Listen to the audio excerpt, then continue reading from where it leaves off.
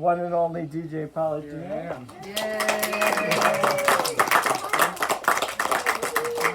Maybe some people were wondering, right? Maybe. I hope so. Maybe Diane will wonder. All right, I got my little precariously perched seat here. Be careful. My name is Mike Takuchi, Careful. of course, the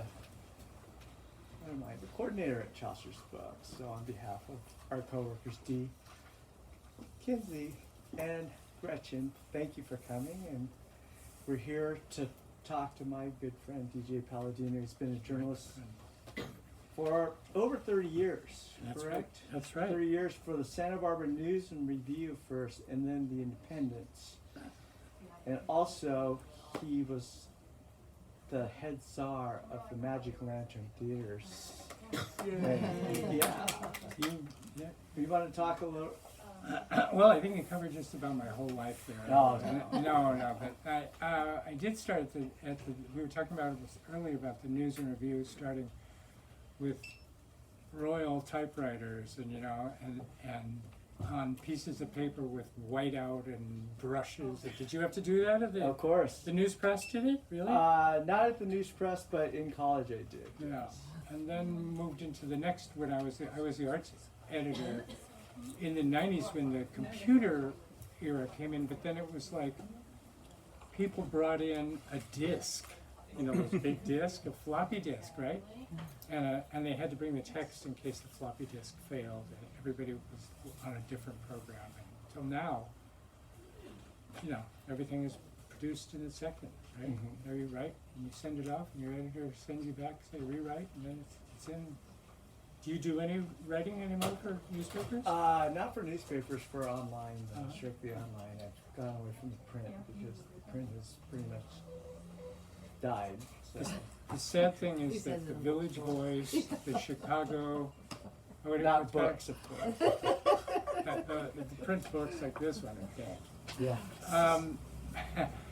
Chicago Reader has gone nonprofit. The Village Voice is gone. The LA Reader is gone. It is sad. It's scary. I have lunch every week with Nick Welsh, and I just can't bring it up. But the Independent seems to be hanging on. Just Yeah, very it's well. doing well. Yeah. So, but let's talk about happy things. Let's Okay. talk about werewolves. Actually, let's talk about writing. I mean, you and your brother Joe grew up first in LA, then you guys moved here. Were you guys a creative family growing up? Because both you, Joe in film, and you with the written Both of us are words. making a really screwed up face. It was not a creative family. I don't think my father was an accountant. My mother was a homemaker. Yeah, but he was supposed to work in location services in Hollywood. That was his Oh, first wow. job when he moved. I to never it. knew that. Yeah, and he did it for a Wow. very short amount of time, and then left it. And I'm not sure why. Wow. Oh, probably a scandal of some sort. Must be. The family's full of it. Yeah, family full of Then scandal. how did you get your interest in the arts and letters? I mean, I think I just came by it honestly. I really was when I was a teenager, I was really crazy to read. My nose was in a book all the time. When I discovered movies and I discovered art films at the Riviera, I just went to the movies all the time. And somehow at the beginning of that, like sort of absorption of things, I immediately realized that I wanted to produce those things too. You read a poem and you think, oh, I wish I could have written that. And that I know a lot of people don't feel that way when they read it, but that immediately I knew that I wanted to be a writer, and that I wanted to, and I tried writing a novel when I was younger. When I was younger, I wrote a novel. Diane was afraid I was telling too much of our marriage in the novel, right? and so she censored it, and poetry and things. And then I got, I went to the UCSB and was an English major and was really on a kind of a track to become an academic when I just decided that's not what I wanted to do, and I wanted to write. And writing for newspapers was the easiest way. So you went into journalism by convenience then? Kind of like by convenience, here's how convenient it was. I had a job in the basement of the news press, which was a laboring job, flying the press. And one day, Randy Campbell, who started Nightlight magazine, Yeah. came in to pick up his job, and I said, "Hey, I can write," and he said, "Prove it."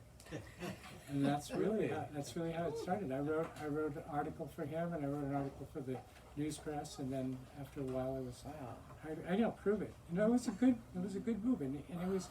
A lot of people don't like Randy Campbell for different reasons, but I always have a soft spot in my heart for, the way he started. And later he became your boss at the Independent. And later he As his became publisher. at the Independent he was in this really weird, awkwardly constructed role between Marianne Partridge and him, which they finally sued their way out of. Okay, yes. 10 years indeed. ago. All right, let's stick to cheerful. Gossip is what you want. You came for gossip, right? You got it. Yeah. What about fiction, though? How did you get involved? How did you start writing fiction? So I always started writing. I mean, I'd already written half of a novel, and I think it had a great premise. It was two stand-up comedians, and they were partners, and one of them got killed, and the other one had to go revenge him, because that's what you do with your Yeah. partner. And it just fizzled about halfway through, and it just sat there. And then I was just doing too much other writing. I was writing constantly, and I became the arts editor at the Independent, so my time was really taken up with that. Yeah. And then about when I turned 50, I had the idea for Nothing That Is Ours. Okay. And the idea for it, with my first novel, the idea for it was something to do with Castle Rock, which was, I don't know how many people, does anybody know what Castle Rock was? It's gone in the 30s. But when I used to sort of immerse myself in Santa Barbara history, I would read about it and I'd go, why doesn't anybody talk about this? It's so weird. Yeah.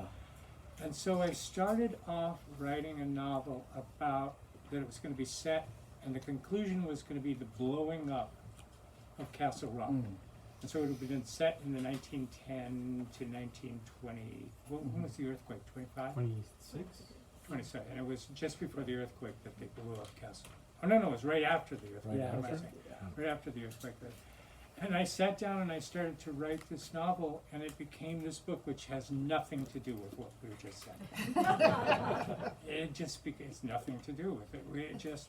The book just sort of started formulating itself, and I knew that I had become really interested in the 1950s, and I had done a lot of reporting about, I was on the beat at the Independent. I called it the death beat.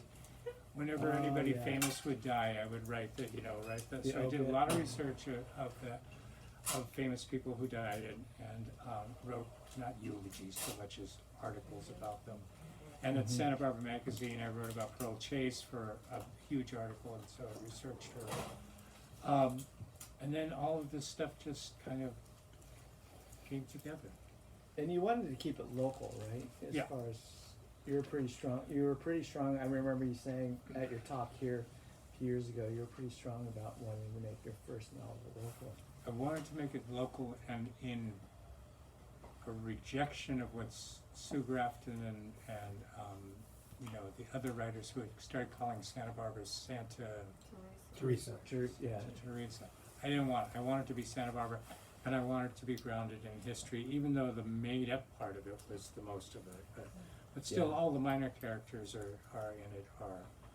I didn't put words in anybody's mouth Okay. that weren't there. Okay. Except at one point, I did after the book was published, I went to a book club with these women that lived just down the street from me, and they invited me to come to their book club, and they all wanted to know about Pearl Chase. And I said, when I was writing Pearl Chase, I had a lot of research done about Pearl Chase, but at one point I thought, I'm the writer, I'm going to make her a vampire. And she'll only come out at night, and it'll be, that would be really cool. And the women just went like that, and I was like, okay, how many people here knew Pearl Chase? Yeah. Half the room. Oh, jeez. Put up their hands, and I was like, okay, so how did I do? and they were like, well, I don't know, because she was so private. We never really knew what she was like, and that's when I thought, I did the right thing. Yeah. I mean, I shouldn't have made her a vampire. That would have been the wrong thing. But you know, I did the right thing by fictionalizing and making her real Yeah. in a way, right? Yeah. Yeah. So while you're writing Nothing That Is Ours, you're still a journalist for The Independent, covering a lot of things. Is that really difficult? I mean, you're writing, I mean, I'm sure it's easier to write fiction while you're doing something, but you're writing. You know, as a newspaper reporter trying to write a book, I realize how hard that was. It's insane to do that. Ah. And I was wondering, did you really struggle when you were writing this book? It was so weird. I became addicted to writing the book, and I changed. I quit drinking just before I wrote this book, and I'm sure that had something to do with it. But I changed from being a night person to being a morning person, and I started getting up really early and working on this book. And at first I was doing like some insane thing, like 1,200 words every morning, and then quickly, if some reason I didn't do the 1,200 words, I would get mad at myself. I'd be mad at myself. So I really changed my life in order to create to do the writing that I had to do. So did you I had to do essentially it after a chain while. yourself to the chair then? Yeah, and then so I would be finished with this by 8 o'clock, and then I would start on newspaper articles. And the other thing is that the phone constantly rang in those days. Yeah. When I was writing an article, it would be somebody from the Independent would call, I would call in somebody else, they'd be returning the call. And so I could only do it in those 2 or 3 hours there. That must have been exhausting. It was sort of fun. Really? Well, Diane, was it exhausting? I wasn't there. Yeah. He was drunk all the time. You were working. I was working. She was working, that's right, she was gone in the early morning. So, yeah. So 1,200, that's like what Julia Cameron said. What's Martin Scorsese's ex-wife? She did that, what is that book, that writing book? The Way of the Artist. Oh, yeah, The Artist's Way, yeah. Artist's Way. yeah, that's She right. said, but she would just say, write 1,000 words. Yeah. And And- then write whatever you wanted, which I think is kind of impossible to do. But putting yourself out there for 1,200 words a day, for Yeah. 2 years you wrote this. Well, but it slowed down, and then it took me 2 years to get through it. And then the original book was very different, had a very different conclusion. And I started the rewriting process much slower. But I started to really enjoy rewriting at that Yeah, point. that's what you're Which- saying. Why you were averse to rewriting? Every prior to journalist this? is, don't you think?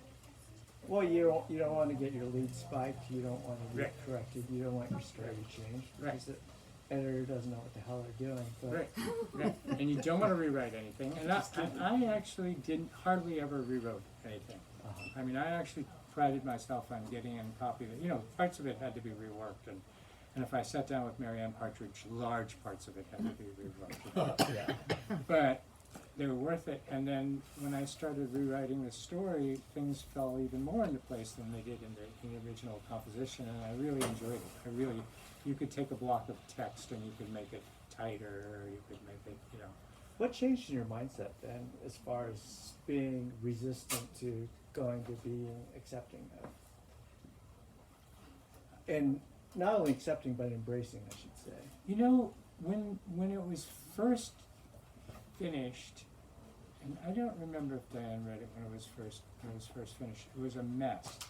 And then as the parts started to coalesce and they started to get tighter and things actually made sense from one thing to another, that was just as exciting, I think, as it was to just sit down and create something, which I thought would be the fun. Everybody thinks that the fun part is writing, a story, making up shit, as they say. That's the fun part. But actually, it just became more and more exciting to. And then I had a really tough editor. When I finally got this published, and I was like 6 years before I got this book published, and I finished right in the worst part of the economy. So when people weren't even publishing, I remember there was a story that Pico Iyer told me about some really famous thriller writer from Australia, and he came over here and they wouldn't publish him because they were so tight about things. And I went, you know, did a little thing of sending out letters to agents and people for, you know, not all the time, but every day or every 3 days I would send out something, reject. Or, you know, you're lucky if you got rejected. You just didn't hear from anybody. Yeah. Right. And then I found a publisher who was right under my nose the whole time, Mm-hmm. Bob Wallace, who's a friend of Joe's and a friend of who was a former editor at the Rolling Stone. In fact, Marianne Partridge hired him into the Rolling Stone before she came here, Oh, and who is a brutal, great editor. yeah. And so I worked with him for about 2 years on things that, you know, he would give me something to do and I would do it, and I'd report, and then he'd give me something else to do, and then, you know, Mm-hmm. and it came together. You know, he said, we just have to sand this part down a little bit, Mm-hmm. you know, and then it would be like, you look at it. And I remember looking at, not that long ago, looking at the manuscript and thinking, you know, I was an editor, I turned in pretty clean, it was Yeah. 7 marks on every page. Wow. You know. So, Is that a blow to your ego? yeah, but I pretended I didn't see it. But I think it made you become better, and This did not have brutal editing. that's what I was going to ask you next. We're going to jump into this in a sec, but Yeah. writing that while you were a journalist is a different experience than when you were writing this after you retired from journalism. But I finished this. I finished this when I was a journalist. I finished this about the same time this came out. Okay. So I was still doing it. But you're right. I did most of the rest of the work from the first draft of that to the end without having any journalism distractions. And Interesting. and you know, Diane and I bought the bookstore, and we shifted away from you know, from writing like that, and from writing newspaper to being in the bookstore, and I had time to think during the day when I was rewriting and stuff. So You know, it's interesting you said that you finished this. Nothing that is ours was published, what year? A couple years, 3 years ago? 4 years? 5 years ago. 5 years? Yeah, Wow, it's been 5 years ago. I know it's. And you wrote this, and one would automatically think that a story about werewolves was written during the pandemic. There are Yeah. there's pandemic stuff in it. There and is that pandemic creeped stuff. in later. That creeped in later. Yeah. We're So, all right, Werewolf, Texas. I didn't see it on the map, so. Oh, are you kidding? Really? No, I did you not go see to it on the Austin map. and you just kind of squint your eyes like this, and you can see it. How the F did you get that title? Okay. And give me an elevator pitch of Werewolf, Texas. Well, first how I got it, and this is, I think, the confusion between how you got something and how it came together. That's two different things. But how I got it was, we went to Austin, and we went to a party. We went downtown. We went to 6th Street for bars and stuff, and we traveled around, and I kept seeing 5-pointed star in the stores. And it just, you know, it's the Lone Star, right? The Lone Star of Texas. And I thought, what if that's not a Lone Star, but what if that's a werewolf sign? Like a pentagram or something? Yeah, and it's the stupidest idea in the world. But it brought all these things together. You know, I was always really interested in werewolves. I was always interested in the idea, you know, I mean, different than vampires who are addicted to blood, right? Different than mummies who the hell knows what those are. And you know, all the other kinds of monsters. This comes from within. Like you're a werewolf, where you just walk around like a normal guy, and then all of a sudden Full moon comes out. you're an id monster, right? Yeah. You're no longer nice Michael Yeah. Takeuchi. You're like, you know, eating and killing and Yeah. all the other things. I added some of the other things into it. So to make it really an id monster. So the dumb idea precipitated a lot of different strands of things that I was interested in. And then, you know, do you really want to, I'm going to tell you here's my elevator pitch. All right, give me an elevator Okay, imagine I'm in the studio pitching this. Ready? Werewolf Apocalypse at South by Southwest. What more do you need, right? I mean, you're going to make this. You're going to give me millions of dollars to make a movie. Yeah. And, a more nuanced approach is to the book is it follows a character named John Chaney, who is a graduate student who comes to UT Austin and gets a fellowship, and then he's kind of holed up and trying to figure out what he's going to do with his life, and then one night he goes out and he meets a woman named Lila Mae Wolfhard. And who's laughing at Lila Mae Wolfhard? It's a real name. I looked it up, okay? There's actually a couple names in here that I looked up and work that didn't exist. So, and the family is involved in all kinds of sinister activity, but also that same night, their paths are crossed by something more ancient and scary. Interesting. Ancient and scary. So these things come together, and that's all I want to tell you. Speaking of You can ancient, try and torture me, but I won't tell you anything more. well, speaking of ancient and scary, I mean, it starts off scary right away with like a quote unquote ghost story. Uh huh. And if you wanted to, You want to do read the? that one? Do you want to do the ghost story? Yeah, let's do the ghost story. Do people mind? no, Anybody please bored do. yet? The beginning, right? Well, this is not the very beginning. This is when Chaney goes to. He's met Lila Mae and he's been to their family's house. Yeah. Okay.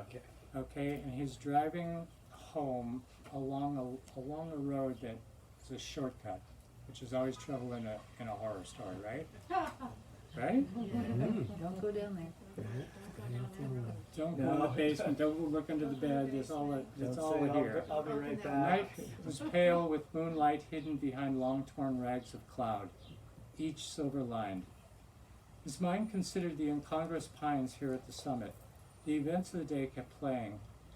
A gloat spread across inside of him with night, and the stabbing car beams lit random details, bush, wall, and sign.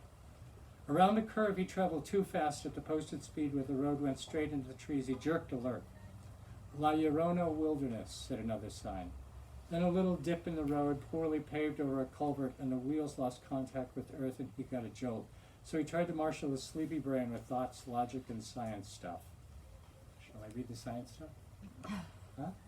He tried to address some of the chemical and molecular issues raised by his last round of experimenting on the alkaloids. How 4-PO-DMT can be amalgamated into the synthetic construction 4-ACO-DMT, with the operative variants being nebular crowds around the tryptamine, right? So far? Very neat end to the far side was something closer to LSD, though. He chuckled at the invisible puns, then felt sad, run out of thoughts. Immediately the car died again. This time he didn't even try to reignite it. He sat back in the darkness under the darker trees. The sky was full of clouds, but the moon was out. Somewhere he heard a whistling, keening maybe. What was it? A dread began to gather inside him deep where the bones produce marrow.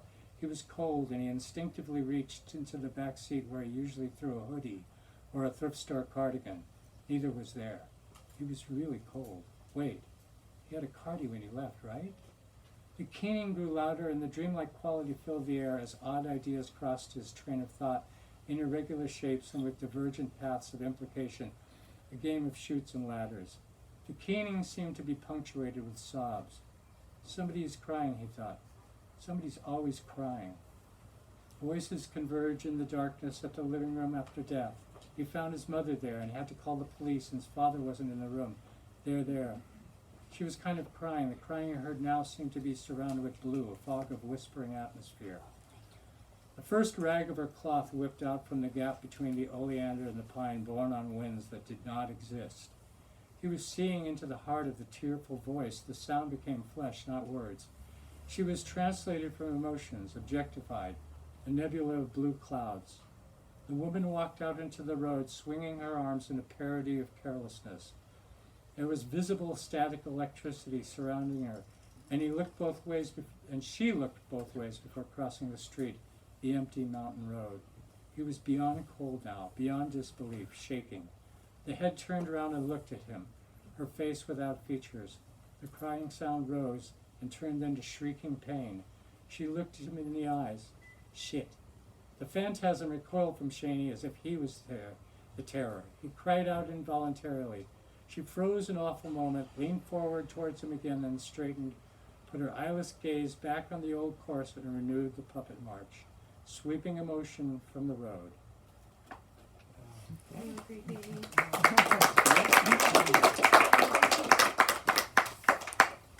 Painted such a vivid picture of the action, especially the woman who carelessly swinging her arms. Very nicely done. Thank you very much. Yeah, thank you. And I haven't even gotten to the werewolves yet. No, which we will in a second. Yeah. Well, I gotta ask you, why Austin? I mean, obviously you couldn't do a werewolf story in Santa Barbara. I don't think that would work. No, I was afraid. Actually, when I first gave this book to the publisher of the first book, they said, it's good, but we want a California story. And I think it was just an excuse. They didn't want to publish it, you know. Yeah.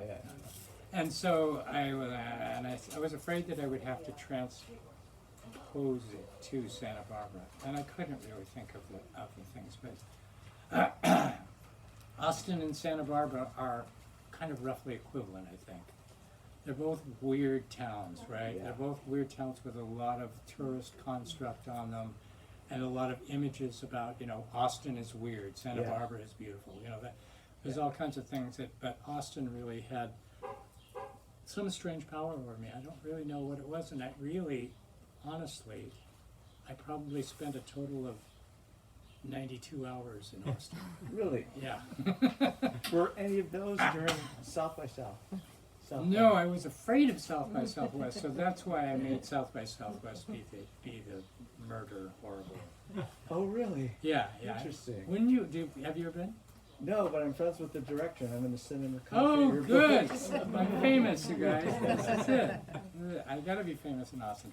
I'm not really afraid of it, but it's a lot. It seems to me to go to with music going on and movies Yeah. going on, and you know, it's expensive now. I think, whereas is, originally I think yeah. it was just sort of a indie rock thing, right? Yeah, It always starts that way. and then they have the movies, then they have the tech.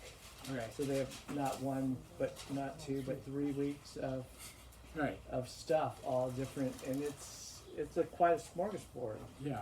Well, I wanted to address it indirectly, and I really, you know, the apocalypse may be a little more, you know, than I actually delivered. I don't want to false advertise for anybody, but you know, there is some, right? But the setting, I think, helped you South by because of your knowledge of music. You have a lot of references to music in the book, including Sleater Kinney. I mean, you know, not too many people know who Sleater Kinney is, and half that band is Carrie Brownstein from the show Portlandia. Right. And it's quite a different band, but there are a lot of references to the music. And were you just itching to have to write about music? I was itching to write about music, but the larger picture in that was I was itching to write about hipster culture. And that's really where the grad students in their grad student apartment, they're all going to shows and things, and the kind of I don't ridicule them by any means, but No. but the kind of things that are preoccupied in people who are in that youthful state of partying all the time, Yeah. which I wish I still was in sometimes, but it was, and then the music. I feel like I'm giving away too much, but if you look back at the bands, 90%, except for Sleater Kinney, of the bands are named after animals. Yeah, that's true. So that gave me just a Yeah. kind of like a little symbolist treat, you know, like my English lit is Yeah. kind of Okay, that makes sense. yeah. But I like to talk about music, and I like to talk about there's two concerts that take place that have bad things happen in them, you know, that are good things happen in them too. Right? Yeah. So, yeah. And there's a lot of that, good and bad, especially your characters. Your characters, for hipsters, they're pretty deep, on the deeper side. Thank you. Thank you. And I'd like you to talk a little bit about your characters, especially Shane and Lila Mae. because I think if you delve too much into the others, it would give a lot of the story away. I don't want to give a lot of the story away, and I don't want to give the. Diane and I had a little fight about John Chaney last night or the night before, wasn't it? John Chaney is a character who, at the very beginning, it says this guy's going to get it all handed to him.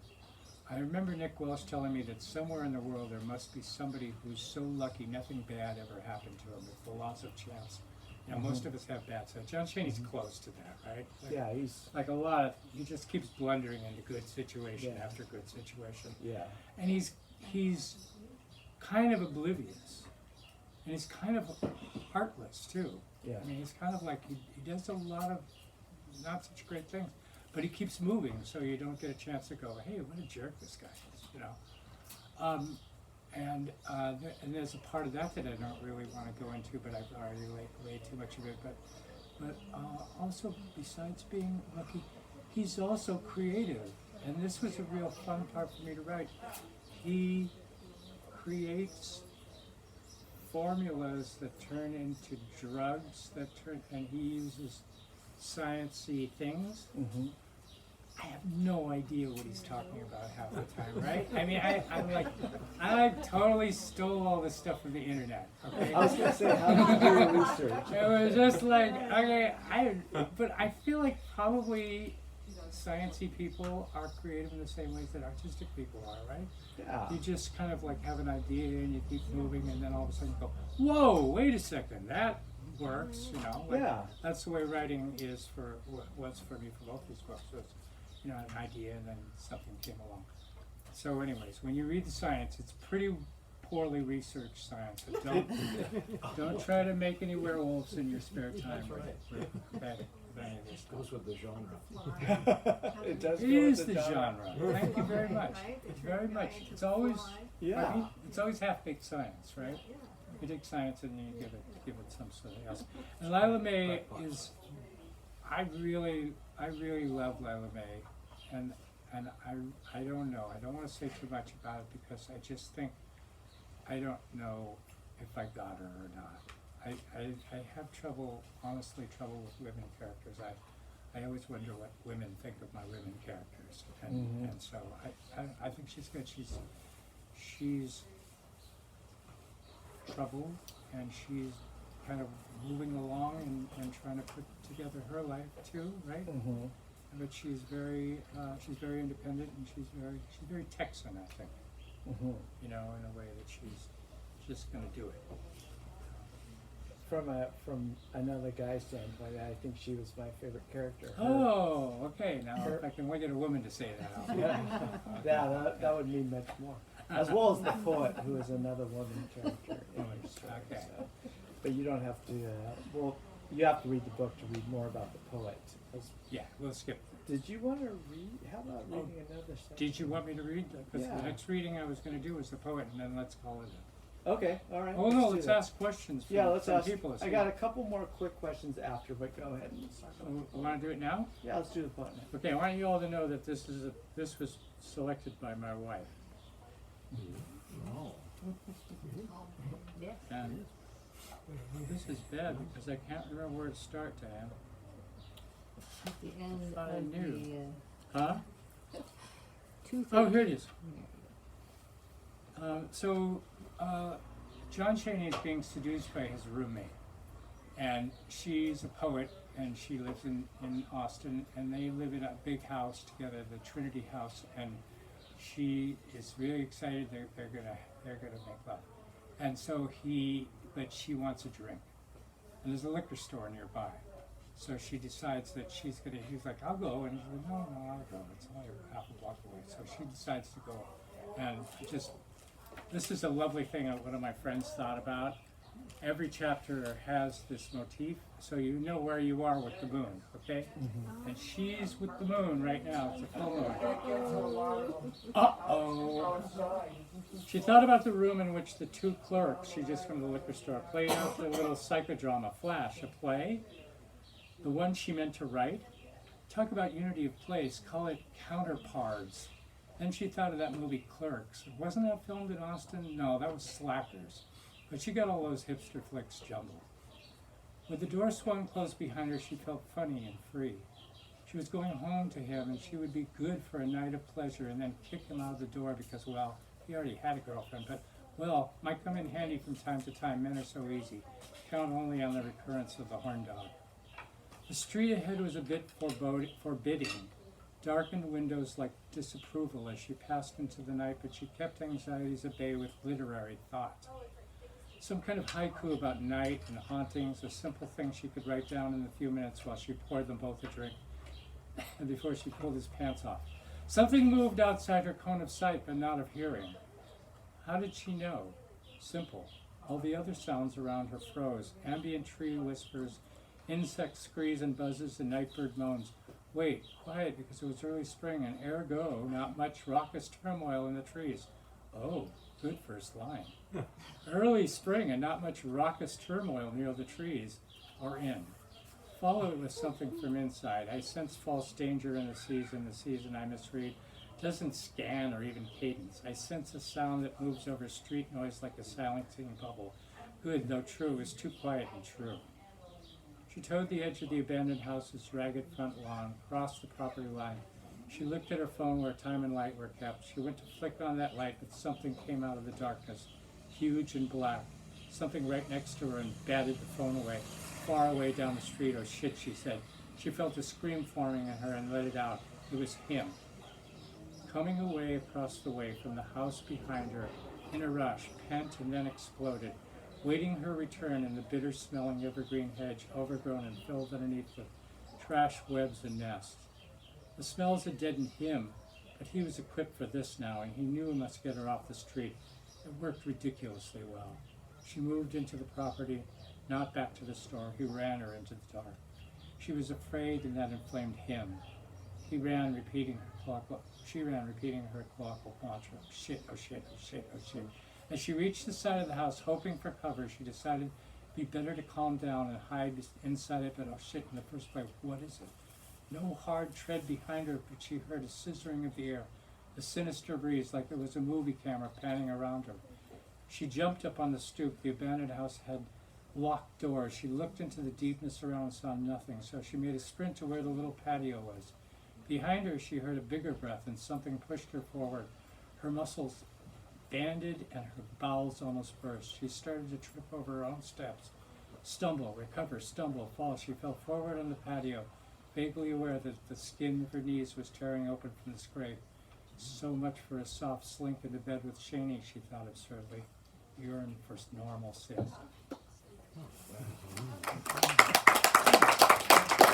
Thank you. Thank you.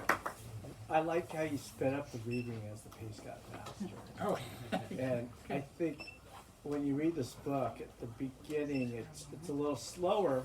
It's not slow, but it's a little slower. But then by the second half, third, fourth act, it really picks up, and it's a thrill ride. It's a wonderful, wonderful book.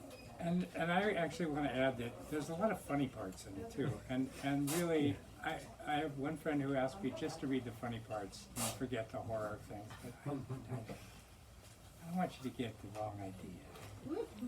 No, I want you to get the wrong idea. It's okay. It's funny too. Right? Perfectly placed nuggets of humor within the terror Ooh, that goes on. I want you to write that. Yeah, we'll leave that up to Pico. We'll let Pico do that. Yeah. Couple quick things I had to ask before, and then we'll get to audience questions. All right, my favorite part is I also thought of Rick Linklater, who did Clerks, Everybody Wants Some, Dazed and Confused, which is my favorite, one of my all-time favorite movies, best stoner movie ever. I started watching it last night. Okay, great. But then there's the Moon Tower, which is from. First of all, like, what does he say? What is Matthew McConaughey's first role?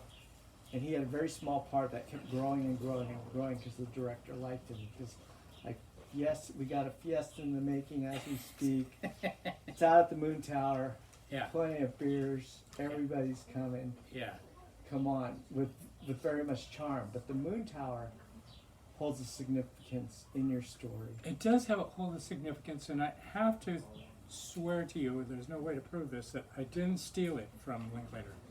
I came upon it quite by accident, and I didn't really know what the Moon Tower was, but there's two of them. Actually, I think there's three in the world. And the Moon Tower was artificial moon, and it was invented in the 1910, I think, because there had been a series of stabbings a la Jack the Ripper in Austin. Oh. And so they invented the Moon Tower so that women and I don't know if I think it was always women, working class women, were the ones that were getting stabbed, so they would feel safe walking home. Okay. So the Moon Towers, and I was like, oh, this is perfect. It's like an artificial moon. It's so great. Of course, I'd already seen Dazed and Confused. Mm-hmm. And I finished the scene, and I was like, oh, this is so great. And maybe 2 months later, I turned on TV, and I was like, oh, Dazed and Confused. It's like, the party's at the Moon Tower. So I stole it. You can go ahead and believe that I stole it. But it has a very different, this Moon Tower it's is very different than the Moon Tower and Dazed and Confused, I think. And that's sort of the first finale of the book. But it has a really interesting, and there's this weird paranoid fantasy that after the murders in Austin started, within weeks, the murders in London started. The Jack the Ripper murders happened. So Okay. I love that. I was like, gosh, this guy, Interesting. You know, it's funny maybe he was a werewolf. if Linklater did a horror movie, he could do it. Oh, well, you could, Yeah, tell you, now I'll send one call to Rick him up. too, yeah, send one to Okay. Linklater. I love those movies. I love Clerks. Yeah, and we can get T-Bone He didn't Burnett make to do the Clerks. soundtrack. Right? He didn't make Clerks. Oh, no, I'm sorry, not Clerks. He didn't- I yeah, got he them didn't mixed make up now too. What's that? What's the one with Slackers. Slacker. Slackers? I love That's Slackers. it. I always get them mixed I up, was just like getting she mixed does. up. Yeah, Yeah. I love Slackers very much. But let's get on this show, okay? Let's get on this movie. No. Yeah. And we'll get He's supposed to retired be watching. other Joe from the same mother Yeah. to produce for you. You Yeah. guys they were actually in a movie together. If you did not know this, it's We they were. played mobster brothers of some sort, burying a body. We were Joe says he can't find it. I wanted to show it. you should show it. It was scored by Glenn Phillips. It Let's was? Rock I It. didn't know that. And Glenn was here yesterday and asked him, and he doesn't remember. Or he remembers a little bit, but he doesn't I see him remember. running So on the beach in the morning. So I I'll have think to this ask is him. the brothers Palladio. You heard of the Butcher Brothers in horror? Yeah, the The Coen brothers. Duffers, the Coens. Yeah, yeah. You know, the Daniels from Everything, Everywhere, All Who at we Once. actually So- know. So there you have it. But Movie. that movie was completely weird to me because Joe was in like 5,000 student-made movies, right? Don't you think about 5,000? Joe's a good actor. You're not. And I'm sorry. exactly, I'm terrible. And when they made it, there was a scene where somebody hit us over the head, and I fell down. Of course, I fell down like, oh, like I didn't fall down naturally. So, and I said, oh, I look terrible. And I said, don't worry, we'll edit it out. And then they didn't. In the movie, like King of Dorks. But the best part was we went to see it, and they played it at the drive-in. Remember? Yeah. And I pulled into the drive-in where I used to go when I was a teenager all the Yeah. time, and there I was on the screen. It was pretty That must cool. have been It was cool. pretty cool, very transcendental. So, your second book, Yeah. I mean, it doesn't get old, but I mean, it's a little bit different after your first book is out. Now that your second book is out, what was your feeling did you have a feeling of relief, of joy, fear? When the book came out, When the book was published, it's a funny story, but because the publisher of the first book went out of business, and then I had to try and get the second book, and I've told the story so many times. And when I finally got somebody who would put it into print, they were just going to do the mechanics of putting Nothing That Is Ours into print. Mm-hmm. But I knew they had a small line of books, and that maybe they would read it and they would love it. And the editor for this one, I just said, who didn't didn't really want it because it wasn't a California story. Anyways, he said they read my book when they were putting it. The editor read it and said, "How about if we publish your book?" And I was so thrilled. And I said, "Oh, I also have a werewolf book in the works." And they were like, "We've been dying for a werewolf title." And I was like, "Really? This is like Christmas and Yeah. So yes, I was thrilled. And they brought it out fast. They brought it out really, really fast. Edited really quickly and brought it in. So it's a very different experience than Yeah. that is ours. But I think it was a lot cleaner. Does that That's answer great. your question? Yeah, Yes, it I was does. thrilled. It I'm does. very, very happy. Speaking of questions, does anybody have a question? Yeah. And a quick one. Sure. Did you have a go-to source for Wolfman lore? And did you break any of the rules? No, I don't think I broke any rules. I'm trying to think of, if you can think of a rule that I broke, then let me know. I was really overwhelmed by the idea that there were so many werewolves. Chupacabra is the Mexican werewolf, but they only eat goats. And that's it. Oh, I forget the name of, what's the name of it? What's the matter? Ah. I thought they were taking me by pictures. I was like suddenly out there. It's like, hey Louis, how you doing? Good. So I thought that the werewolf would be, maybe just Lon Chaney Jr. and Hollywood. And really, that's where I stuck to the most. I stuck to what they said were, and I discovered when I researched that the whole idea of the silver bullet was made up by, who's the director? Kurt Siodmak. Kurt Siodmak. Thank you very much, Joe. Yeah, and so he made up a lot of that lore, but a lot of the other, Loup-garou is the name of the French werewolf, and Texas turned out to be a really cool place because they had Mexican werewolves coming up, and they also had from the Cajun. They had loup-garous coming in there too. And there was also a third werewolf that had to do with the Don Juan story. Oh, wow. You know the Don Juan? You know the Don Juan Castaneda books. Yeah. No, the Castaneda books were all about a guy who could change into an animal, right? And then I found out what little town he supposedly lived in, and so I stole that and put that in there too. So, Actually, I think it's Robert Siodmak. oh, Kurt was his Okay. brother.